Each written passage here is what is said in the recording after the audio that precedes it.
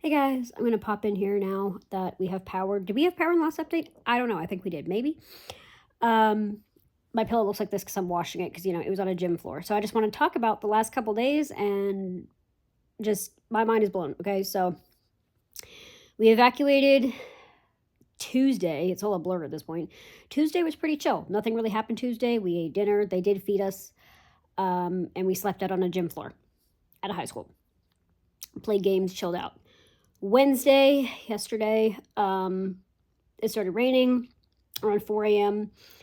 The wind started picking up, but it still wasn't anything crazy. We would go to visit the cats and the dog, and there were so many people there. There was 2,000 people in this gym. There were so many pets. The crates were stacked 2 to 3 on top of each other. And unfortunately, fortunately, actually, the only loss that came out of this for us is somebody stole our dog leash. But that's it. That's the only loss we have. And you know what? A leash is a thing. It can be replaced. It's unfortunate, but I'm grateful. I'm grateful that is all we came out with this. So we just kind of hung out around, I would say 6. Yeah, it was around 6. Around like 5:30, we went to go visit the animals, feed them. And then around 6, they told us was the cutoff. Nobody was allowed to take the dogs out anymore. Because all the dogs were really pretty, by the way. I liked seeing all the pretty dogs, but because it was getting really bad. Around 8, we were all told we had to stay in the gymnasium because we were under orders to not move, period. They had police guarding the gymnasium doors. Like we could go to the bathroom and back, and that was it. Because it was really bad. The winds were about 100 miles an hour, gusting to about 115 to 120. Just a couple minutes after we got the announcement that we were under shelter in place, do not move, we got alerts on our phones that all emergency services had been suspended and 911 was not coming. And then we just kind of waited out the storm. I was terrified. We played games. I was still terrified. And I didn't really get much sleep the 2 nights I was there, like maybe 2 hours a night. And then we were able to leave the shelter at 4 a.m. this morning. They were starting to release people. Sorry, my sugar's being really annoying. I'm not sure why it's doing this today. But they were starting to release people at 4 a.m. because that's when all the flood warnings were over. So we started packing up because we were ready to get out of there. At that point, people were actually literally threatening to beat each other up over phone chargers. So I was like, peace out, Cub Scout. I've had enough of this high school. So we started packing up. We left the shelter at about 5 a.m. We only had like a 15-minute ride home, but we did have to go around 2 down trees that were in the middle of the road. And there was one section of the road that was like partially flooded that we had to drive through, but the rest of it was pretty uneventful.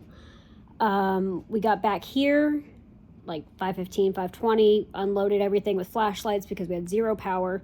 I checked on Coral. She was a little bit like sluggish and lethargic, but she's okay today. Her water temperature had dropped really low, so that's why she was like that. But now that we have power and things are back to how they should be, she's doing perfectly fine. I was washing my stuff, like I said, because of the gym floor and all that jazz. I need to shower later, but my sugar's not going to let me do that right now. And then I just slept. I was exhausted. I shut my phone off to save battery because I wasn't sure when we would get power back, and I just slept. I was exhausted.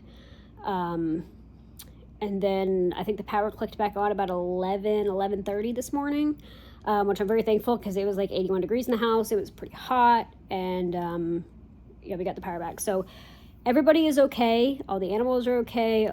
My whole family is okay. I'm so thankful. Like I said, our only loss is a dog leash, and that I can just buy that on Amazon, and we are not sure about my mom's house yet because where it is right now inaccessible to flooding. She evacuated, so she's safe, but we're not sure if her house is okay. Hopefully it is. As far as around here, we just took a lap around the complex to kind of like see what was going on, and I'll put in some pictures.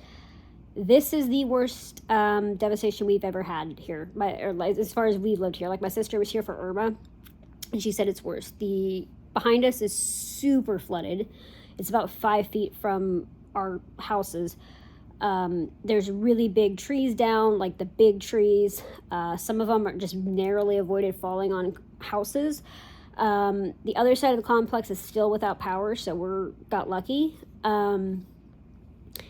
There's branches obviously everywhere. The lakes have flooded into into the woods. The creek behind us has flooded the entire abandoned golf course, so it looks like a like lake essentially. Even to our building, there was a little bit of damage. Downstairs neighbors, their window shutters are gone. Some of the buildings, the gutters have flown off. There's some tangled metals things that I'm not really even sure what they are. A trash can is gone. A grill was just, or a table, I think it was a table, was just kind of like laying in the middle of the road. But the trees were just insane, like uprooted completely, big holes in the ground, like just, I couldn't get a good picture because I was in the car, but like just absolute devastation. And I'm just really glad we had a safe place to go to. Glad we have power. I'm glad that everybody is okay. There is a tree down behind us as well, like a smaller tree directly behind us. Yeah, this is like 1,000 times worse than Helene, and it was really, really scary. We were under a flash flood emergency, which is like the highest alert they can give you for a flash flood. That was till 4 a.m. and that's when we started to be able to leave. But yeah, I was kind of in survival mode the 2 days at the shelter. It was just, even the day before, was just preparing. Everybody had their windows boarded up. It was a really eerie look to things. And then like we were getting all the supplies for the animals and the vet visits, and then yesterday, or not yesterday, my brain is scrambled. Tuesday we were getting settled into the shelter. Yesterday was just kind of like, it was just this weird feeling of like, I don't even know, living in a high school gym. And we were in survival mode, and now all of the exhaustion, all of the what the heck did that really just happen is kind of hitting me.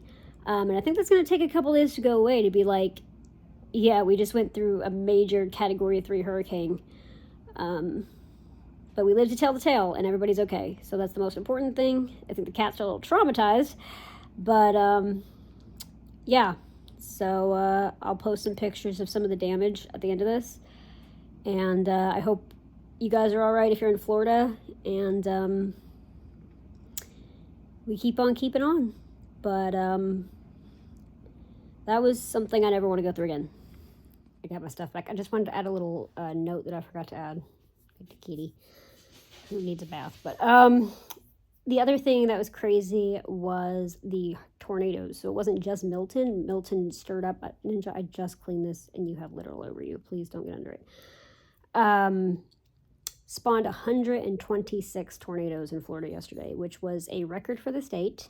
Like, apparently it's never happened before, and only the second time it's ever happened in the U.S. on a single day. The last time was in 2011 in a different state. So we didn't just have Milton, we had 126 tornadoes over Florida yesterday. But here's some pictures of the stuff around our complex.